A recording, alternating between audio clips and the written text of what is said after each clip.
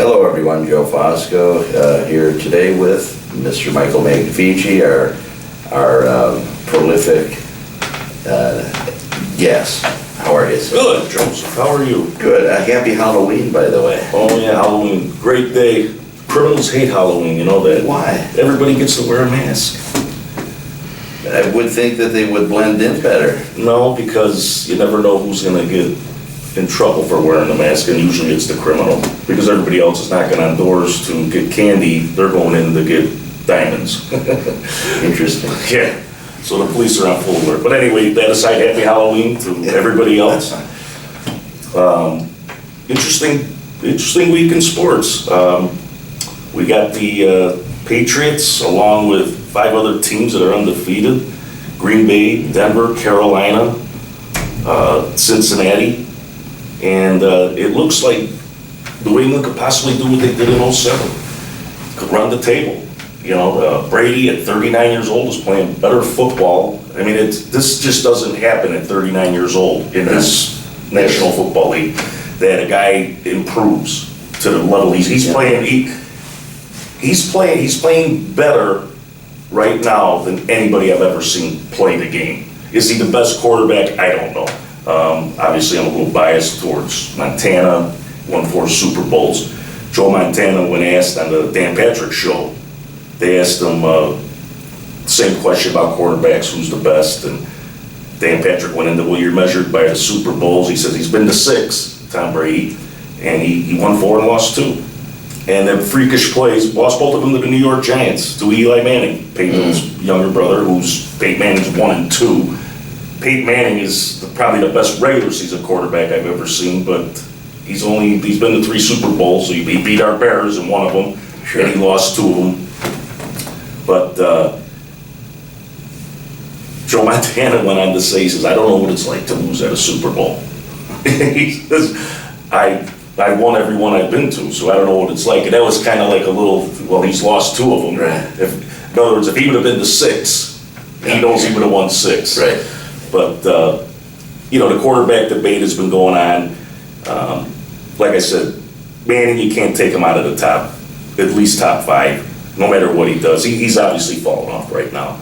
But I still put Montana up there. Brady, they're 1-2, 1-1A, whatever way you want to put them. Dan Marino went to a Super Bowl his first year as a rookie, I believe. That's amazing. Yeah.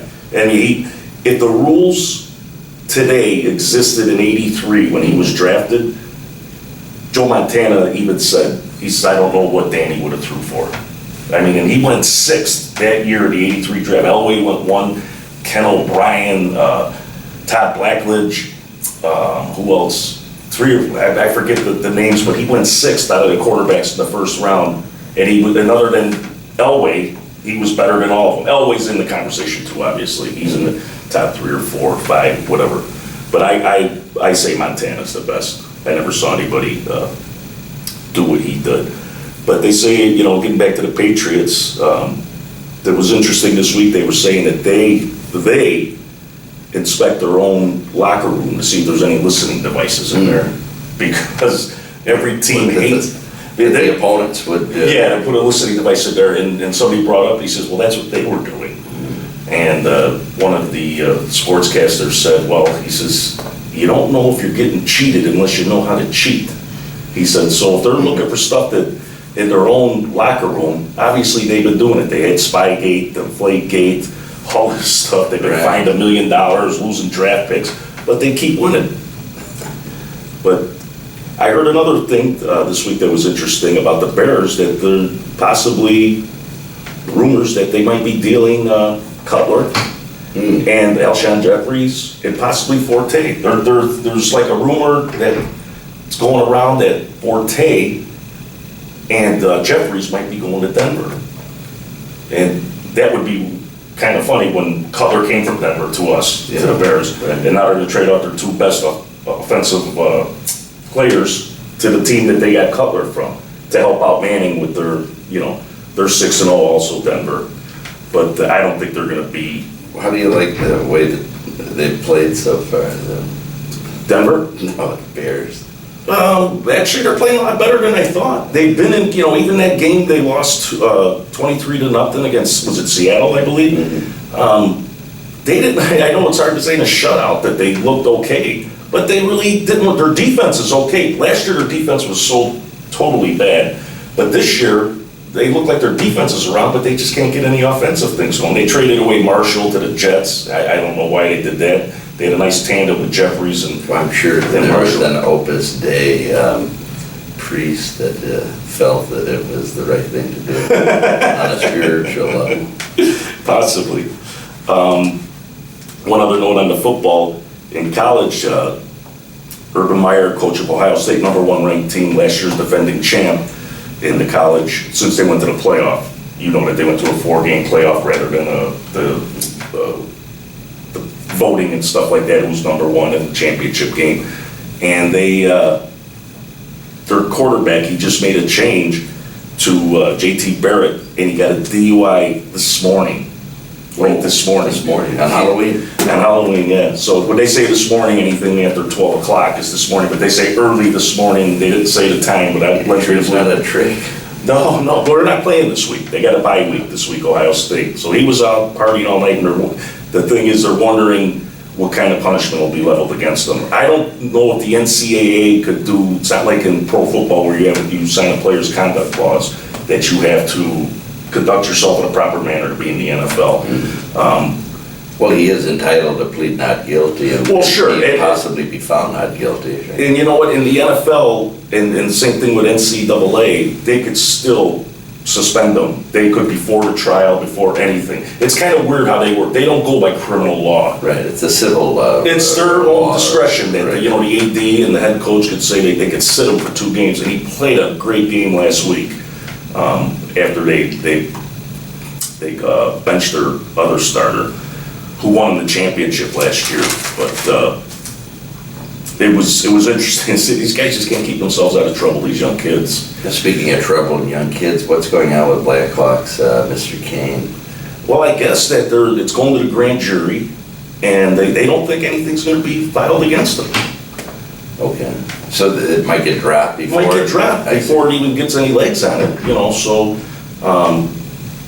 he'll be back. I mean, I don't think anything's going to happen to him, I mean, these guys that go, Joe, and you hear it all the time, these are young kids that have millions and millions of dollars, not like $1 million, they got tens of millions of dollars. They sign these contracts, basketball players. Football's the only one that's not guaranteed money, which is amazing to me that these guys are messed up for their whole life playing football, whether it be just head injuries, Mike Ditka had 2 hip surgeries, I mean, these guys, they walk around limping for the rest of their lives, and they don't have any guaranteed money. They sign a contract for $100 million. If you get down to what it really is, guaranteed might be $2 million. Everything else is incentives.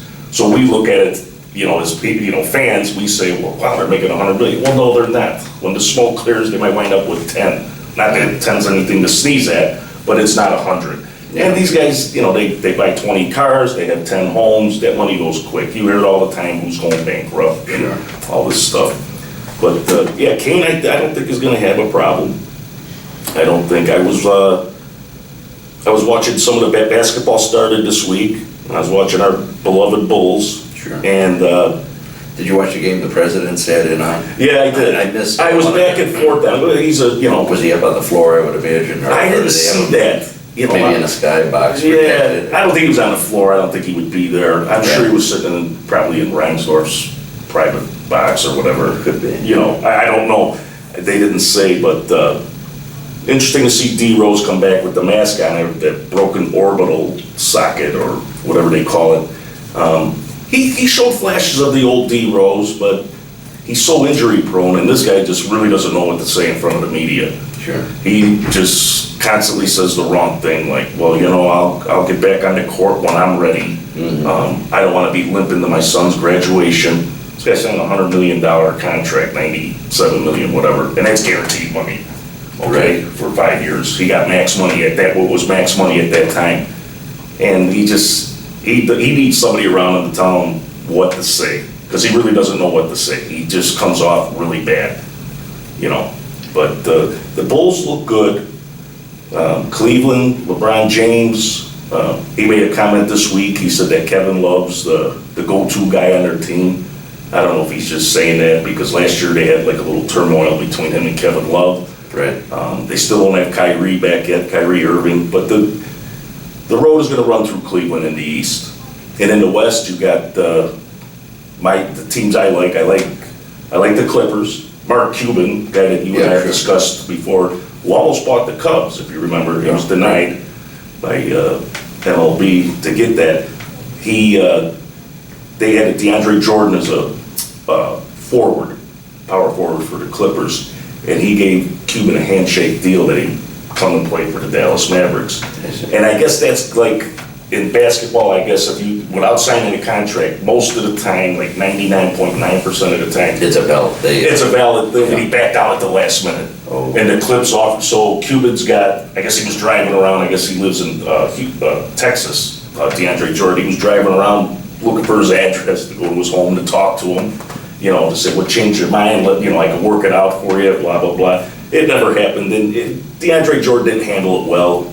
He text messaged them saying, I changed my mind, rather than go meet the guy, go face to face. Like breaking up with a girlfriend or something. Text message. But yeah, so he did that, and then Mark Cuban, when they played this week, the Clips played Dallas, they asked him, he says, what do you think about the Clippers? The Clippers have been in the basement of, they shared a Staples Center with the Lakers, you wouldn't even know they were around at all for the last 30 years. But yeah, you said something about what Bobby Hits lives in Don Morris's basement. No. What did you, that was my... I said the Clippers have been in the basement for the last 30 years. And they asked him about, what do you think about the Clippers? He says, I don't give an expletive about the Clippers, So that was kind of a dig to them. Right. But there's a lot to watch this week. You got the World Series with the Mets. Are you interested in that at all? Yeah. Who are you pulling for? See, I'm a Cubs fan, so I'm pulling against the Mets. I know you are. Yeah, I like KC, but the Mets, they're down 2-1. They won a big game the other night, game 3 last night. And they got tonight, they got another one of their 4 great starters, Mats, going against, can't read my writing here. Whoever's going for the Royals. But I think the Royals will win this series. I think tonight they'll beat up Mats, and they'll be up 3-1. When they got 2 games at home, they got 1 more in New York. But I'm definitely pulling for KC to beat them. I don't like the team that. Yeah, but I was rooting for KC last night. You were. Yeah. And they lost. Right. Yeah. Well, don't root for them tonight. Okay. They're gonna lose. They're gonna lose. Okay, that's good. That's good. That means they're gonna win. You're like me. You're opposite. Also, I was pretty interested in the fact that I saw that Tiger Woods, he had a back surgery earlier this year. What kind of work did he have done? I don't know. They were showing, they had like him, and they had the animated stuff, the surgeries he's had. Shoulder was like 8 things he's had done. Shoulder, this, that, hip, knee, and now he's 2 times in the back, and he just had a surgery this last Wednesday. This guy's like Steve Austin. Yeah, he's like the $6 billion man, but what's happening to him is that, That's in his case, a $6 billion. Yeah, right. Now, when you can afford to give your ex-wife, after you go out and bang a few nice strippers, you can afford to give her $300 million and just walk away undented. And that's like driving a car off the cliff and all you need is a detail. So, but yeah, but I don't think he'll ever catch Nicklaus's record. In golf, back injuries are so common, and very few players go through what he's gone through. He'll be hell-bent if he could even if he even wins like a tournament a year, a couple tournaments, I think. But this guy here has defied all odds as far as athleticism. Without a doubt, you can't say that from the year when he come into pro golf, the PGA, 97, figure from 97 to 2010, the most dominant athlete in all sports, Tiger Woods. Right. What this guy did. And I hate to see him go down like this due to injury, I mean, I love seeing records being made, and I certainly love to see them being broken. And although I'm a Nicklaus guy my whole life. Going down a lot better than the way Sammy Sosa went down. Well, sure. you know. Sammy Sosa, do you remember when he had the cork bat? That's what I was thinking. Yeah. when I said- He says, well, I only use it for practice, but it got mixed up with my other bats. Well, why are you using it for practice? Well, Can't he use it. didn't mention that he practices during the games, though. Yeah, and all of a sudden he couldn't speak English at the in front of the committee, the congressional hearings. All of a sudden he had to have an interpreter. I saw him on 1,000 interviews on WGN. He spoke better than I do. Thought he was enunciated the English language better than I Thought do. he was born and bred in America. Yeah, and then all of a sudden he would be like putting his hand over my mouth. See, the guy would have to translate for him. But that's about it in the world of sports. Well, since we finished with golf, I kind of brought it back to baseball on the Sosa name, but the subject of golf reminds me of a story that I heard once about, we're getting out of the sports thing for Right. a second. Well, it's still sports, it's golf, yeah. Bringing a different element into sports, how's that? Yeah. Your late friend Jack Cerrone. Mm-hmm. Oh my gosh, he would be how old now? 101 years old, wouldn't he? Yes, yeah. Born in 7/7/14. Yeah. I wonder if they did anything. My friend Conrad Black had a nice memorial dinner for his father's 100th birthday. Oh, he He wasn't did? alive at the Yeah, time. but maybe the family did, I'm not Yeah. sure. Yeah, it's funny that, 101 years, where did the time go, really, when I could think so vividly of, things he told me about golf, which, that's my passion, and, I love to play golf. And he told me one story about, I think you'll enjoy this, he was playing with a guy named Marty Stanovich, known as the Fat Man, and he was the Fat Oh, yeah, you're gonna tell the story that I Yeah. wanted to hear, yes. And he's, Now, Jack Cerrone was with him at this. yeah, they were playing They were golf, golfing. they were golfing, I think it was somewhere in, California, probably. no, I think it was in Florida. Oh, I'm sorry. Where were they golfing when Bob Hope gave Jack's wife Claire that lighter that she wanted to give me in the worst way? And I think it was didn't at the- feel it would be I think that was at the appropriate to accept Presidential Golf Course, which was owned by the Diplomat Hotel, Mhm. which they used to stay at. A lot of friends. It was a gold Zippo with his, I think, a silhouette or his, not Initials? silhouette. No, if I remember, my memory serves me correct, I think it had his profile etched in it Bob or Hope's. something, and maybe his name inscribed. I remember golfing. We're getting off the Yeah, okay. Batman story, but I'll just say real quick about Bob Hope. I remember golfing with Jack one time at the Presidential, and we were just a twosome, just him and I. We were playing, and in front of us, a hole in front of us was Bob Hope playing by himself with his, I don't know if you want to call it his assistant or whatever. The guy wasn't playing. I see. He would just be going to the cart, getting Bob Hope the clubs and stuff. Never had no hello, goodbye stuff with him, because I think they left the golf course after 12 holes. He must have had some other commitment. But it was kind of neat as a young kid to see Bob Hope. You see him all the time. And Right. One of my favorite entertainers. Yeah, And yeah, without a Jack doubt. Benny, all those old timers. Jack Benny, I love. I watch that show in the morning sometimes. It's on at 5 in the morning. I'm up at 4:30 and I watch the Jack Benny show. I let Rochester, his sidekick. I'm usually glued to Lucille Ball, Desi Oh, Arnaz yeah. at that time. Yeah. Although So those are, I love all the old. And at BTV, they got all the old stuff. yeah, it's one of my favorite channels. But anyway, get back to Jack playing with the Marty. Fat Man. Now, They who were is at- this fat man for those who aren't?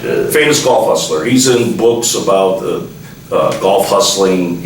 He did all kinds of stuff. He's like to golf what Minnesota Fats was to pool. He's a famous guy that was just non-professional, but just hustled pool his whole life. Minnesota Fats, and the Fat Man was. I guess all these fat guys are good hustlers. I guess they can't get any other jobs, but he was. They ran into Bing Crosby, or Fat Man knew him somehow, and he made a bet with him. He says, and Bing Crosby, I guess, was like a 20 handicap, or probably a guy that shot 90. If he broke 90, be happy or whatever. And the Fat Man was a scratch player. He could shoot basically whatever he wanted.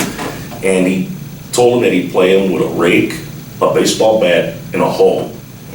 Now you know what a hoe is. It's Sure. the narrow shovel. And he said to play $500 a hole.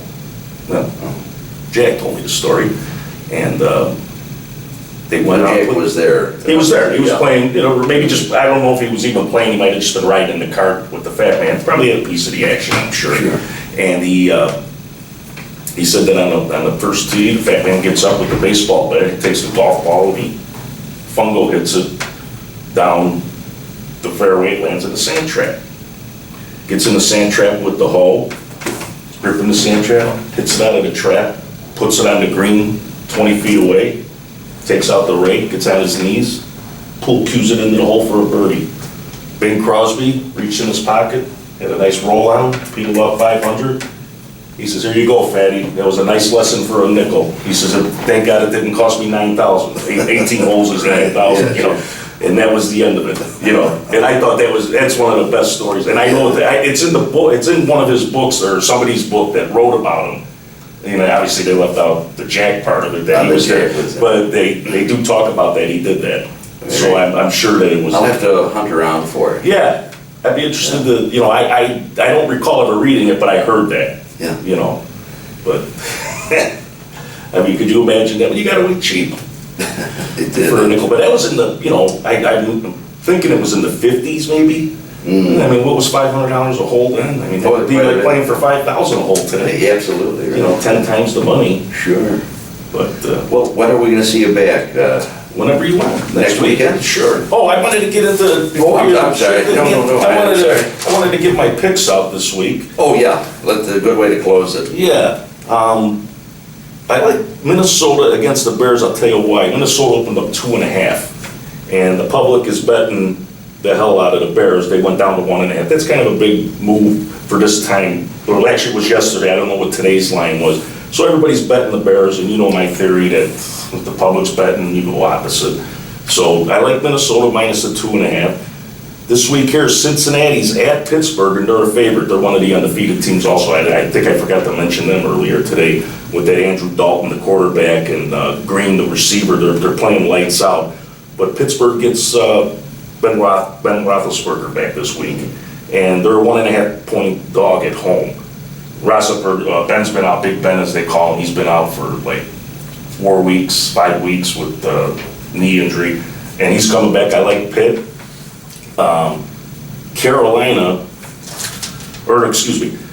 Green Bay is playing New England as far as at Denver, which could be, geez, I'm not quite sure. I wrote that down wrong, but I like Green Bay against, I think it's New England, which might be the Super Bowl this year. That very positive. Should have been that last year without that stupid onside kick that Green Bay fumbled it up.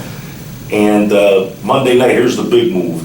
Carolina, I don't know if it's Monday night or Sunday night, Carolina opened up a 3.5-point favorite against the Colts.